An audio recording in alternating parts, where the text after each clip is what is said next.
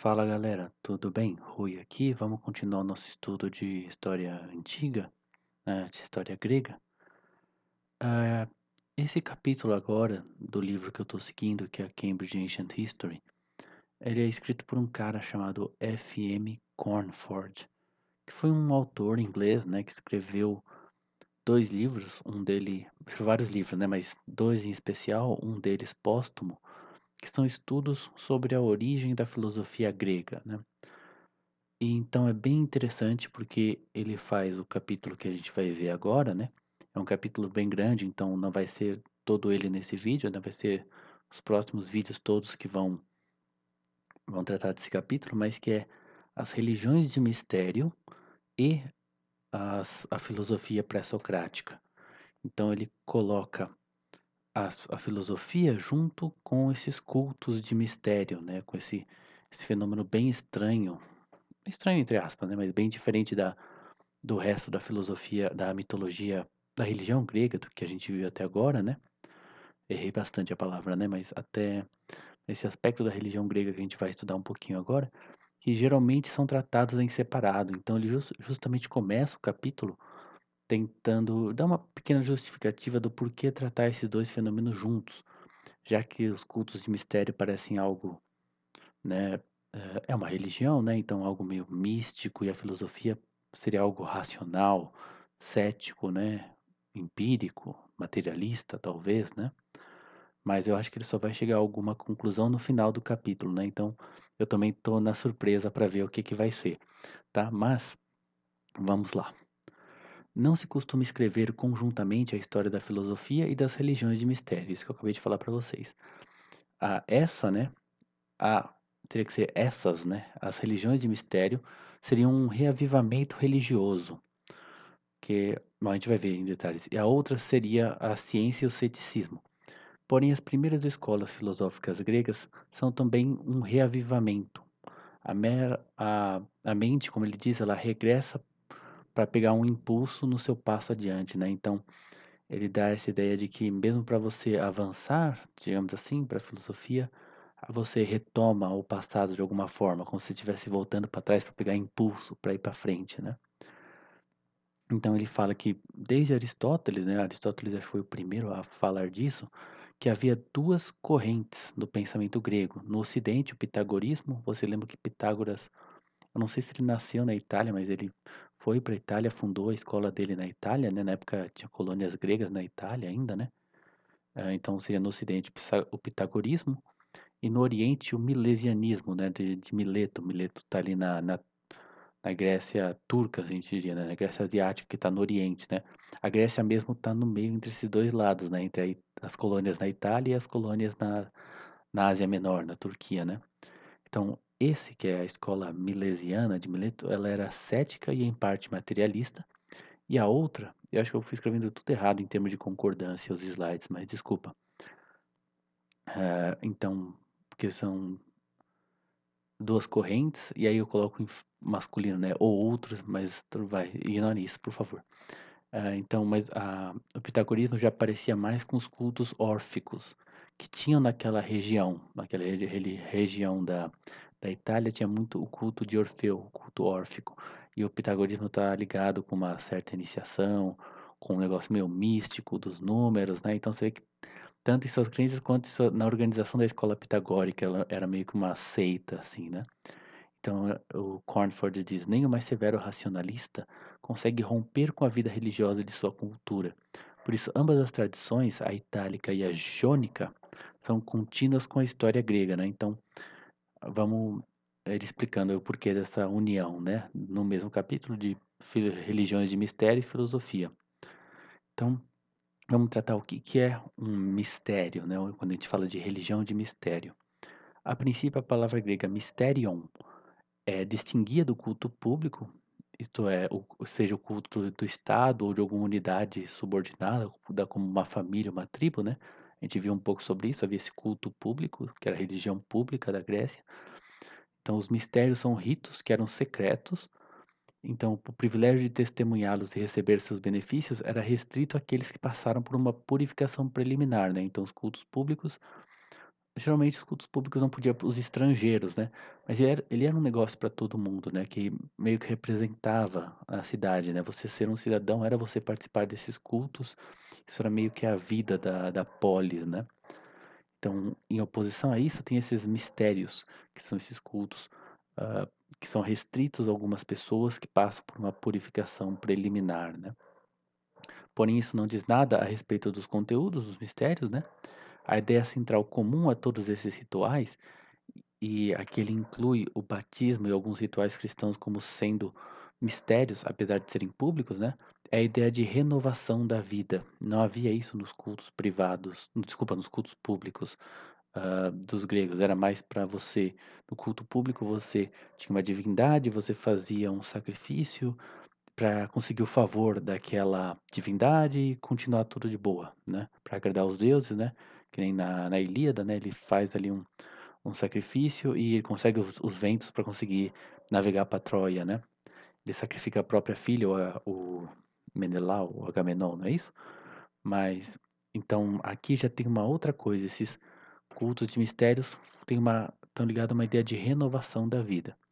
Os mistérios não são primariamente um serviço direcionado externamente a uma divindade, como era o culto público, mas a uma graça interna que causa uma mudança no participante e às vezes uma alteração no mundo natural. A concepção de renovação da vida em geral corresponde à entrada em uma nova fase da existência social, como o batismo, iniciações de puberdade e casamento, ou a renovação anual da vida da tribo, com o nascimento de crianças e a fertilidade dos animais e plantas úteis, por fim, a vida após a morte. Então, todas essas coisas, a entrada numa nova fase da vida, a, a renovação da vida da tribo com o nascimento de crianças, e esse ciclo das estações de nascimento e a vida após a morte está tudo meio que interligado assim na visão dos cultos de mistério, né? É tudo um simbolismo, uma coisa lembra a outra, né? Seria uma analogia, alguma coisa assim. Uma segunda característica de muitos mistérios é a forma ritual como a vida nova é realizada, em geral pela representação simbólica de uma experiência similar de uma divindade. Nesse sentido, lembra algumas coisas do cristianismo, né? Você tem a morte e a ressurreição de Cristo, né? Pela vitória de Cristo na vida eterna que a vitória de Cristo sobre a morte, que a gente tem a vida eterna por participação dele. Então, tem um pouco disso, de que a renovação da vida da divindade é o que faz você participar nisso, né? Tem uma representação simbólica de uma da morte e do renascimento, né? Embora não seja, talvez não seja muito uma ressurreição, né? Sempre tem diferenças ali, né? Então, o drama místico ou encenação da paixão se desenvolveu nos primeiros procedimentos de magia simpática, né? Pathos é uma palavra, seria uma energia ou seria emoção, na verdade, né? Porque quando a gente diz apático, é alguém que está sem o pathos, né? E é justamente esse pathos que na retórica você usa ele, retórica seria ethos, pathos e logos, né? E você mexe com a emoção da pessoa para você direcionar o pathos, né, que é a emoção, para onde você quer, né? E aí você consegue dirigir a pessoa a alguma ação, né? Então, simpático é o que tem o mesmo pathos, né? Então, a mesma emoção, o mesmo tem aí essa coisa em comum, né? Essa energia em comum, alguma coisa do tipo. Então, o efeito a ser produzido é representado mimeticamente. Então, o semelhante gera o semelhante, ou age sobre o semelhante causa o semelhante, né? Então, são técnicas de magia que existia, né? Acho que existe em todo lugar do mundo, né? Mas as primeiras magias são assim, você usando coisas semelhantes para fazer, para gerar o semelhante, né? Até tem, acho que na homeopatia, em algumas hum, técnicas, né, de medicina, de você olhar para uma planta e fazer uma analogia com uma parte do corpo, e aí você, se ela tem essa analogia, seria a parte do corpo com o qual essa planta ajuda, né? Então também é algo meio dessa questão do mimetismo, né? Então o efeito é perpetrado na natureza, mas há também um efeito psicológico sobre o espectador.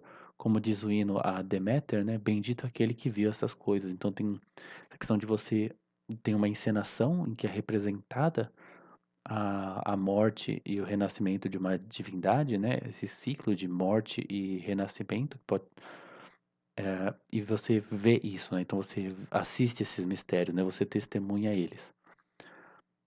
A visão do sagrado, seja por meio de emblemas simbólicos ou representações dramáticas, é acompanhada de um estado de emoção peculiar, concebido como participação, comunhão ou mesmo identificação com o divino. Então tem um transe, né? Seria isso, um estado alterado de consciência, né? Trata-se de uma forma aprimorada da consciência primitiva da simpatia, pressuposta na magia mimética. Ela aparece agora sob a ideia panteísta da continuidade de toda a vida. Então, ele está falando que dessa ideia primitiva de magia simpática, né, de você então usar coisas semelhantes para gerar semelhantes, né, isso evolui para uma se desenvolve, né, para uma ideia de que existe uma continuidade na vida inteira, daí que vem essa ideia de uma participação ou comunhão com identificação com o divino nesses ritos de mistério, né. Esse senso de união pode ser induzido por meios orgiásticos, ou seja, encenar o Deus, né, a divindade, que acredita-se ter possuído o grupo pelo consumo sacramental de sua carne ou sangue, ou pela contemplação do espetáculo de seu sofrimento e triunfo. Então também tinha uma bebida que eles tomavam que alguns acreditam que era responsável por causar certos êxtases, né? A força do culto de mistério está no caráter simbólico de seus ritos. Em contraste com o rito público, que tem seu significado aparente, aquele possui é, uma eficácia inefável, né? Inefável é aquilo que você não consegue dizer, né? Esse significado está escondido do não iniciado, mesmo que ele participe do rito, e mesmo os iniciados há diversos níveis com segredo. Então tem essa coisa de que você não explica muito o que que é, mas aquilo que está sendo feito gera uma impressão em você, né? Já é um pouco, aqui já é bem mais ao contrário do cristianismo, né? Em que você tem, lógico, todos os ritos, a coisa, mas tudo tem uma explicação, né?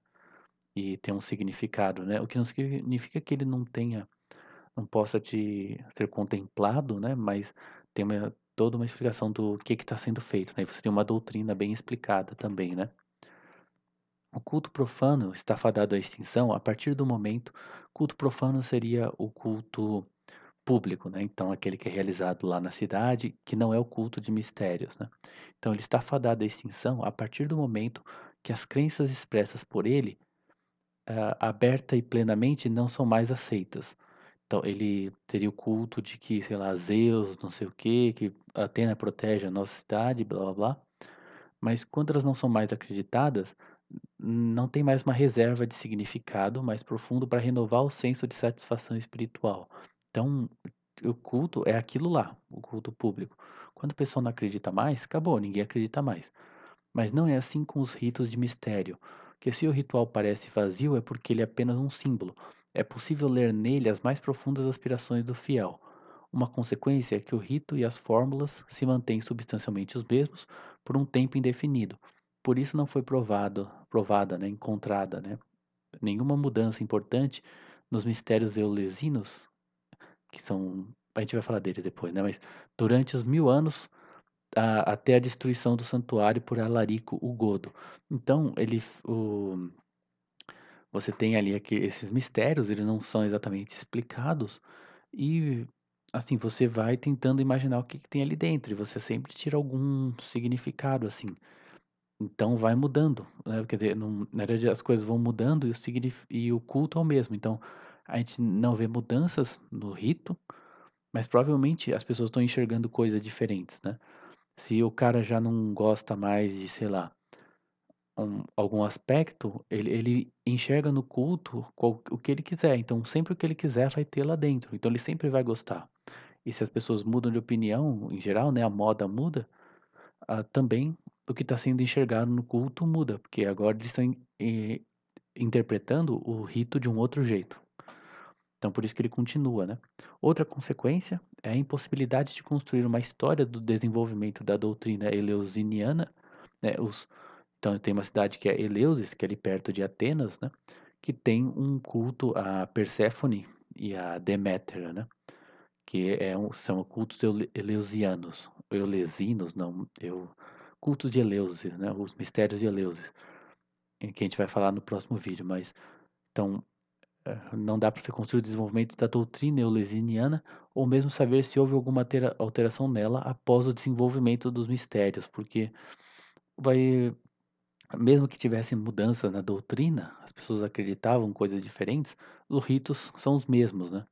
No catolicismo a gente tem a lex credendi, lex orandi, né, aquilo que você crê é o jeito que você ora, né, então você não pode também mudar o os ritos, né, não deveria poder mudar os ritos, né, o vamos deixar isso para outro momento, né. Mas tem uma relação muito forte entre as 2 coisas, né. Isso está bem explicado, que aquilo que você está fazendo na missa ou nas orações tem a ver com a doutrina, né, tanto que muitas orações recebem ali uma indulgências, né, associadas a ela ou são aprovadas por alguma autoridade, porque essas orações expressam a doutrina, né. Hã, eu já li isso aqui? Tá certo. Há também diferença entre os próprios mistérios, né, então entre os vários cultos de mistérios. Os iniciados nos mistérios eleusinianos, em especial, não tinham existência contínua como um grupo, nem como sociedade secreta, nem fraternidade. Não havia uma congregação que podia ser reunida uma segunda vez.